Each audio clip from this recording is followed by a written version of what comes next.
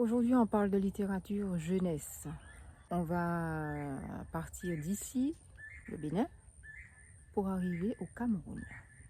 On voyage, c'est très bien. Les routes à Fongandia, Narebo. J'espère que les Béninois ne vont pas m'assassiner avec ce fond approximatif. Comment ça va ce dimanche, mes chéris routes? Aujourd'hui, je vous invite à découvrir le Bénin à travers la littérature. Et oui, je crois que c'est la première fois que je fais ça et ça fait longtemps que j'y pense. Eh bien, c'est aujourd'hui. J'ai 2-3 livres à vous présenter que j'ai particulièrement aimés. Et voilà, c'est une façon de vous parler du Bénin, de vous présenter le Bénin autrement. Mais c'est tout aussi important de lire, de se cultiver sur notre chère Afrique et particulièrement le Bénin. Alors mes chers routes, en allant dernièrement à la librairie chercher des crayons de couleur pour Chiboudem, je traîne mon regard parce que j'aime beaucoup flâner dans les librairies, surtout qu'il n'y en a pas beaucoup ici. Et je tombe sur quelques trouvailles vraiment intéressantes.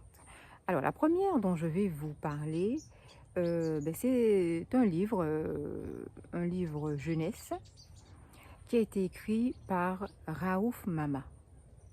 Alors Raouf Mama est un auteur béninois, pour ceux qui ne connaissent pas. C'est un auteur apparemment qui est quand même assez connu ici, surtout dans le milieu scolaire, parce que ses livres sont au programme dans les établissements scolaires pour les adolescents. Et je tombe sur ce livre dont le titre attire déjà mon attention. Pourquoi le bouc sent mauvais? Alors là, tout de suite, ça m'a attiré.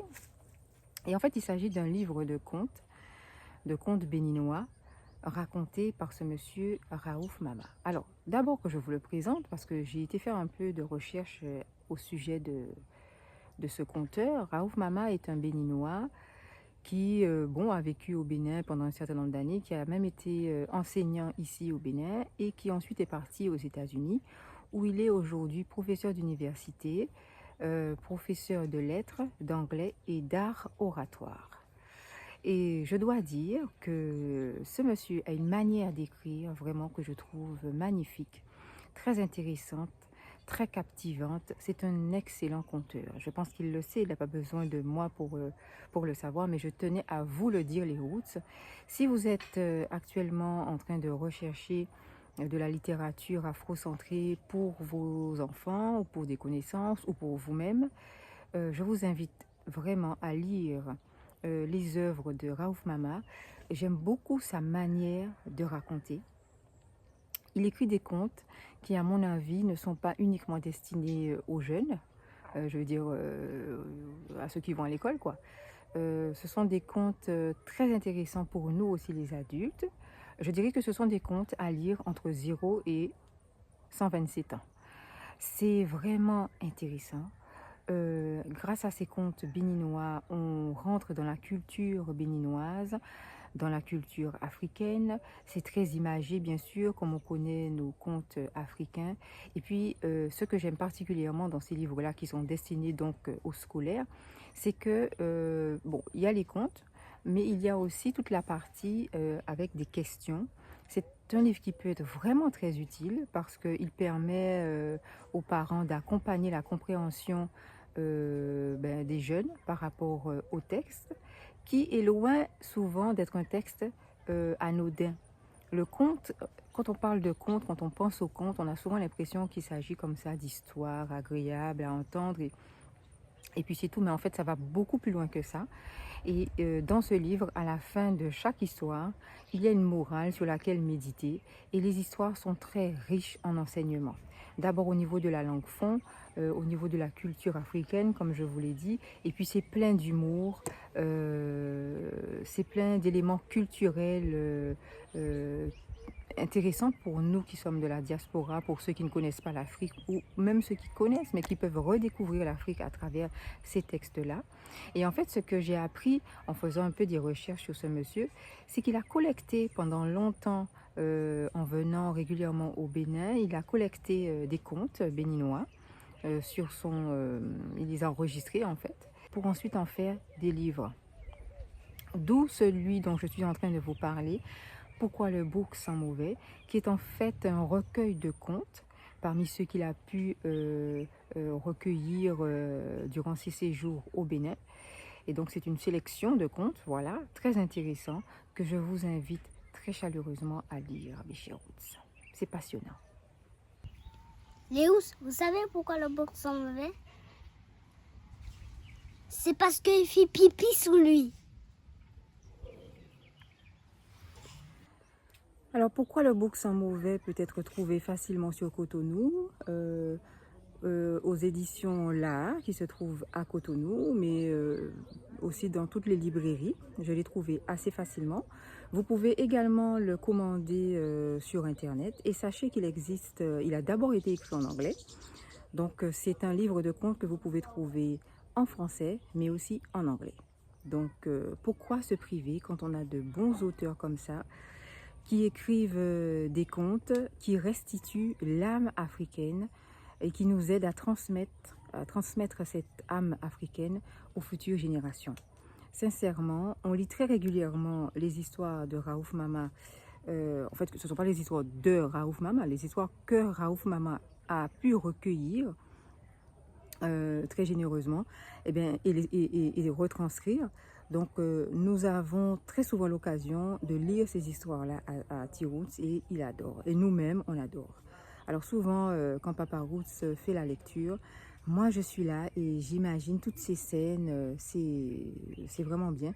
Et puis le livre est bien illustré aussi. Donc ça laisse large place à l'imaginaire dont nos enfants ont besoin. Raouf Mama, Pourquoi le bouc sent mauvais? À lire absolument. Les Roots, je vous encourage vraiment à aller faire une recherche et sur ce conteur, cet auteur Raouf Mama, si vous ne le connaissez pas déjà, afin de découvrir ses autres œuvres. Il a écrit pas mal de contes qui sont intéressants et qui sont en général publiés en français et en anglais.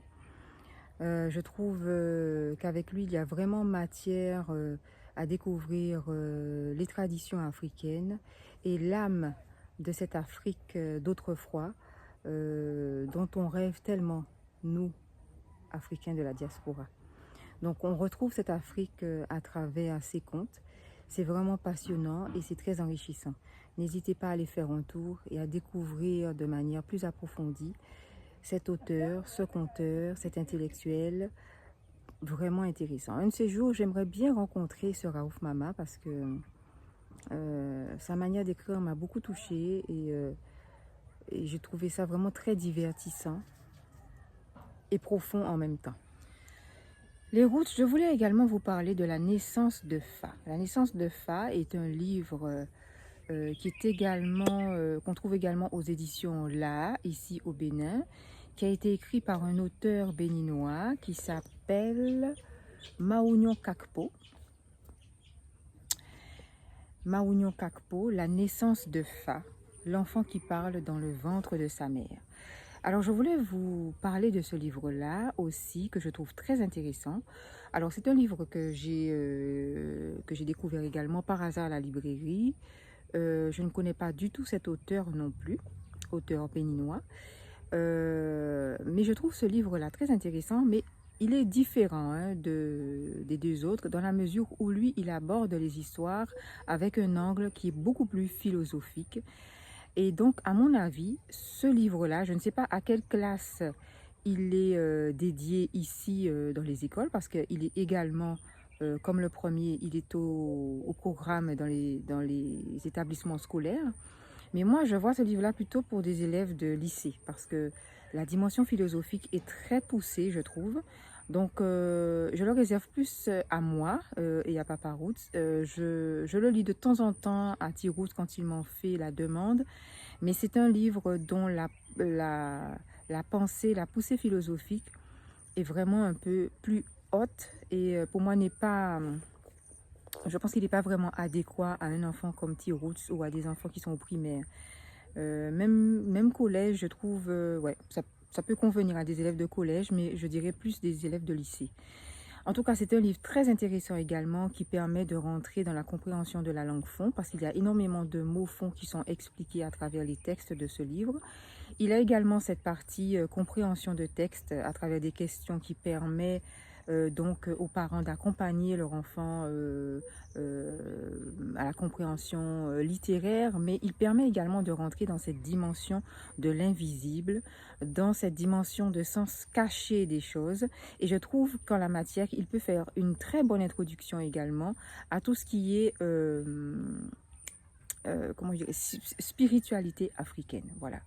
Pour moi, ce livre peut être une manière d'introduire des jeunes adolescents à la spiritualité africaine parce que tout simplement, il permet de rentrer et d'aborder des notions spirituelles, abstraites, des concepts qui peuvent intéresser des jeunes ou qu'on peut vouloir transmettre aux jeunes. La naissance de Fa, l'enfant qui parle dans le ventre de sa mère, de Maonion Kakpo, aux éditions L'Art.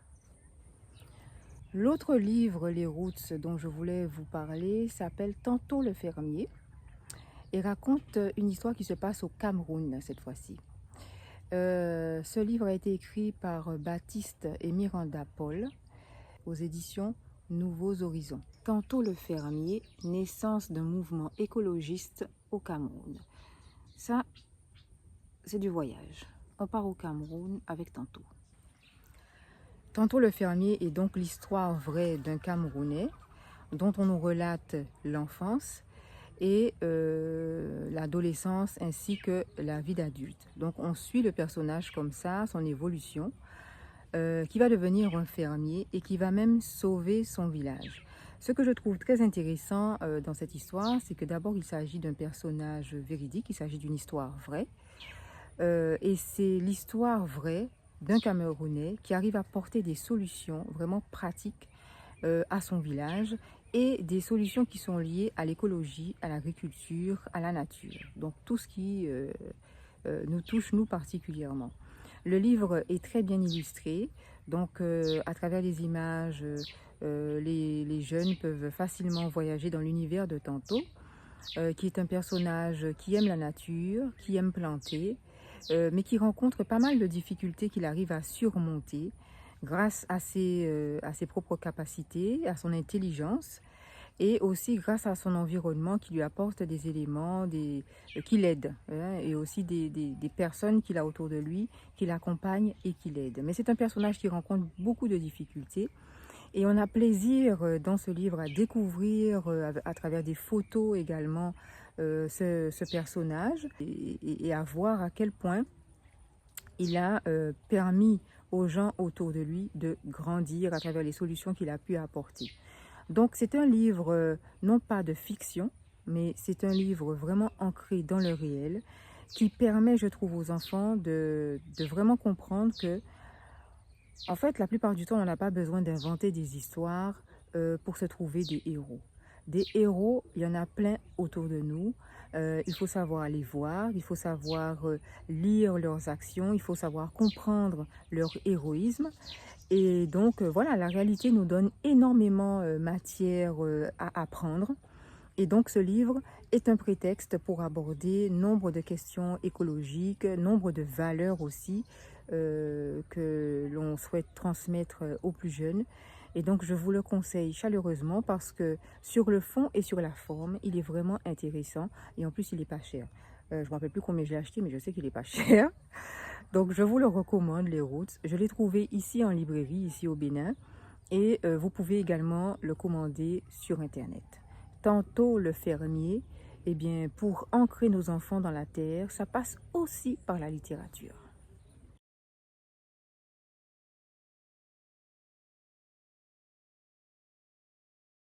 Voilà mes chers Roots, je vous ai présenté ces livres que j'ai découverts ici au Bénin et qui vraiment nous plaisent à nous les Roots, qui plaisent particulièrement à notre petit Roots. On espère que ça vous a donné des idées si vous en aviez besoin. On espère que ça vous a donné envie d'en savoir un peu plus sur ces auteurs et sur ces livres. Et si vous faites le pas pour acheter ces œuvres, c'est encore mieux. Je sais que souvent, il y a des parents qui cherchent comme ça des références, des choses à lire aux plus jeunes. On est souvent en manque en la matière. Donc, j'espère vous avoir apporté des éléments utiles et je vous transmettrai tous ceux que je rencontrerai. Faites-moi confiance.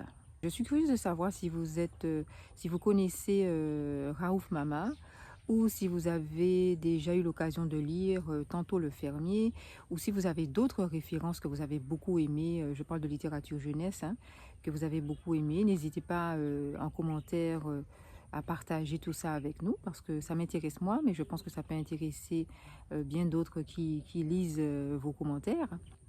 En tout cas, on vous embrasse tous.